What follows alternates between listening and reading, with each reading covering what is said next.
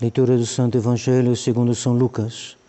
Naquele tempo, tendo-se reunido muito povo, e como os habitantes de várias cidades tivessem ido a Jesus, propôs-lhe ele esta parábola. Saiu o semeador a semear sua semente, e ao semeá-la, parte caiu junto ao caminho e foi pisada, e as aves do céu a comeram. Outra parte caiu sobre a pedra, e quando nasceu, secou logo, por não haver umidade. Outra parte caiu entre os espinhos, e os espinhos, nascendo com ela, a sufocaram. E outra parte caiu em boa terra, e depois de nascer deu fruto 100 por 1. Dito isto, clamou: quem tem ouvidos para ouvir, ouça. Seus discípulos perguntaram-lhe, pois, que significava essa parábola. E ele respondeu: a vós é dado conhecer o mistério do reino de Deus, porém aos outros se fala em parábolas, para que olhando não vejam e ouvindo não entendam. Este é, pois, o sentido da parábola. A semente é a palavra de Deus. Os que estão ao longo do caminho são os que a ouvem, mas vindo depois o diabo tira-lhes a palavra do coração, para que não se salvem, crendo nela. Os de sobre a pedra são os que recebem com gosto a palavra quando a ouviram. Porém, estes não têm raízes. Até certo ponto creem, mas no tempo da tentação desviam-se. A que caiu entre os espinhos são aqueles que ouviram, porém, indo, afogam-se com cuidados, riquezas e deleites da vida, e não dão fruto. E a que caiu em boa terra são os que, ouvindo a palavra, guardam-na com o coração bom e perfeito, e dão fruto pela paciência. Em nome do Pai, do Filho e do Espírito Santo. Amém. Caríssimos irmãos, hoje não haverá catecismo, pois já houve a confirmação, um pequeno sermão, para não ficar muito pesado. Algumas pessoas nos pediram de fazer, talvez, retomar um costume que a gente teve por pouco tempo, que é uma conferência no sábado à tarde, seria na escolinha. Não está decidido ainda não, mas seria uma ocasião. Gostaria de saber a opinião também das mães de família, para que não seja, quando há coisas demais, acaba atrapalhando, mas se for útil, nós podemos voltar a esse pequeno costume de ter uma conferência no sábado à tarde. O Evangelho de hoje, Nosso Senhor nos mostra essa semente. Essa semente é a revelação. A revelação chega a nós por dois caminhos. Ela chega a nós pela Sagrada Escritura e ela chega a nós pela tradição. A tradição é anterior à Sagrada Escritura e, de uma certa maneira, ela lhe é superior. O que foi posto por escrito foi primeiro pregado. Nosso Senhor pregou, Nosso Senhor não escreveu, e depois o que ele pregou, os apóstolos, os evangelistas, consignaram por escrito. Os outros apóstolos também, São Paulo pregou, São Pedro pregou, São Lucas certamente pregou, e depois eles puseram por escrito, os 4 evangelistas e as epístolas também de São Judas Tadeu, de São Tiago, fazia parte do ensinamento. Então, eis o que diz o catecismo da crise na igreja. Qual é a primeira das duas fontes da revelação? Que essa semente do qual é falado aqui no Evangelho, essa semente é a revelação. A revelação é Deus que nos revela. E essa revelação é infalível, porque é o ensinamento mesmo de Deus. Quando a igreja define um dogma, é porque ela tem como revelado por Deus. Pode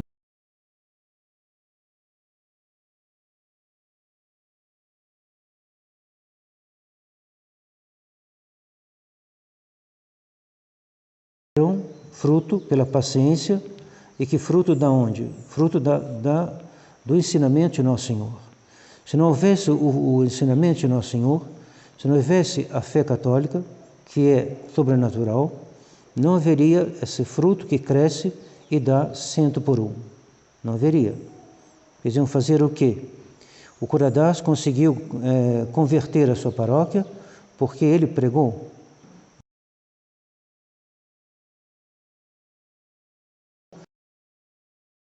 Soubessem tudo de cor. Até uma ideia, é interessante procurar imitar uma paróquia extraordinária. Isso foi o fruto da pregação do Evangelho, pregação do catecismo. Ele sabia muito bem do que está escrito aqui no Evangelho de hoje. Ele lia, meditava, sabia muito bem que essa semente, ou seja, o ensinamento da igreja, consignado no catecismo, ela seria combatida. E sendo combatida, primeiro o demônio que vai, como diz o Evangelho, e toma aquela semente que caiu no caminho, toma para que aqueles que escutaram não se salvem. Tem lugares que os missionários pregaram. Nós estamos para editar um livrinho, ou melhor, o Edivaldo está para editar um livrinho, podemos dizer que ele conosco, nós uma coedição, de certa maneira, ou menos um esforço comum. E nesse livrinho ele fala que os apóstolos, Monsenhor Goma, que ensina, diz isso, ele é muito reputado na França, um bispo do século XIX. Eu não sei se a tese dele está inteiramente provada, ao menos aprovada pela Igreja, mas é muito sensata. Então ele diz que os apóstolos, os discípulos dos apóstolos, os discípulos de São Tomé, foram na China e converteram a China, ao menos grande parte da China, ao menos muitas pessoas na China, e que chegou a ter ali bispos, dioceses, e que depois tudo foi perdido. Então o demônio, vendo essa semente, se ingeniou a destruir o que tinha sido plantado, e a permissão de Deus, em castigo da falta, certamente, falta de interesse, falta de zelo dos chineses para guardar essa semente, tudo foi destruído, a tal ponto que, quando de novo chegaram missionários na China, depois no Japão, eles não encontraram praticamente nada. Talvez algum indício que permita o Monsenhor Gomes de dizer que já passou o catolicismo, mas não havia mais diocese, não havia mais missa, não havia mais nada. Alguns pensam mesmo que houve missionários que estiveram aqui no Brasil, uns se apoiando em alguns sinais, não sei se são suficientes esses sinais, dizem que São Tomé esteve no Brasil, que tem até uma pedra onde está com a marca do pé dele.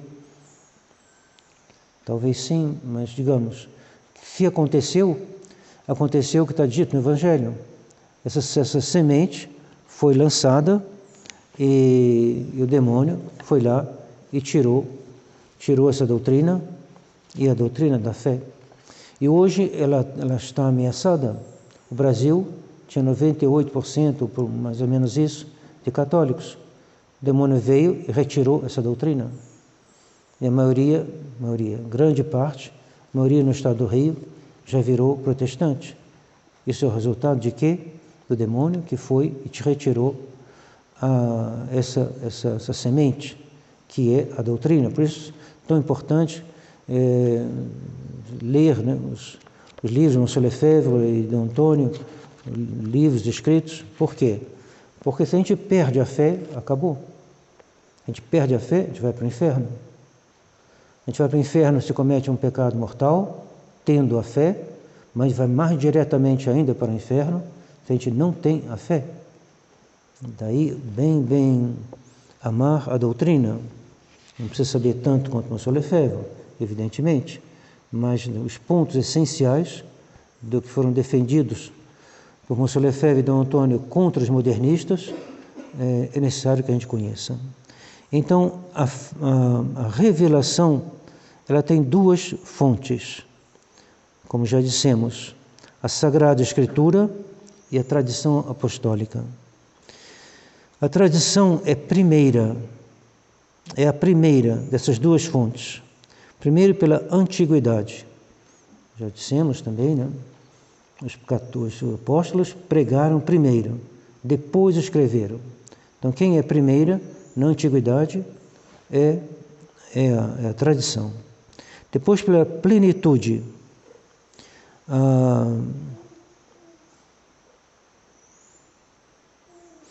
Plenitude, porque ela está na origem da Sagrada Escritura e a tradição contém todas as verdades reveladas por Deus. Quando se quis definir o dogma da Imaculada Conceição, se procurou saber se era conforme a tradição. A Sagrada Escritura não é bastante explícita para a gente poder dizer só com ela, Nossa Senhora é a Imaculada Conceição. Então, a tradição foi mais... Ela tem uma amplitude maior. Depois, por suficiência. A tradição não tem necessidade da Sagrada Escritura para fundar a sua autoridade divina. Nosso Senhor, quando pregava, ele era já toda a autoridade divina. Os apóstolos, quando pregavam enquanto apóstolos, questão um pouco complexa da pregação dos apóstolos, mas eles falavam sobre a moção do Espírito Santo. O Espírito Santo se servia deles para revelar o que Deus queria nos ensinar. Então, eles não precisaram da Sagrada Escritura. Estavam falando como órgãos do Espírito Santo. E sendo órgãos do Espírito Santo, eles contêm algo que é anterior à Sagrada Escritura e que não precisa da Sagrada Escritura.